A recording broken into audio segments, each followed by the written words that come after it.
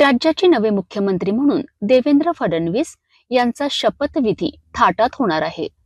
या शपथविधीसाठी साधू संतांना निमंत्रण पाठविण्यात आले आहेत. त्यामध्ये अमरावतीच्या अंजनगाव सुर्जी येथील देवनाथ मठाचे पीठाधीश्वर श्री जितेंद्रनाथ महाराज यांना या शपथविधीचे निमंत्रण पाठविण्यात आले आहे.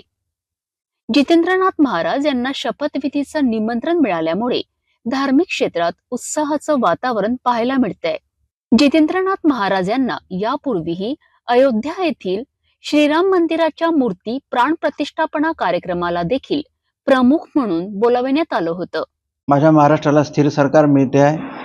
छत्रपती शिवाजी महाराजांचा महाराष्ट्र, ज्ञानोबा तुकोबारायांचा महाराष्ट्र, फुल्यांचा महाराष्ट्र आणि पारंपरिक संस्कृतीचा महाराष्ट्र, धर्मसंस्कृती आणि राष्ट्रकार्याचं द्योतक असणारा महाराष्ट्र, त्याला निश्चितच एक स्थिर सरकार खूप योग्य पद्धतीने न्याय देईल आणि या महाराष्ट्राला एका उंचीवर नेऊन या राष्ट्राचं अधिक सेवा, अधिक सामर्थ्यशाली राष्ट्राला परिचय करून देण्यासाठी माझ्या महाराष्ट्राचं योगदान या तिघांच्या नेतृत्वात खूप असेल अशी आशा आहे. महायुती सरकारकडनं एवढीच अपेक्षा आहे की महाराष्ट्र हा मागे येऊ नये, महाराष्ट्र हा पुढे पुढे जावा.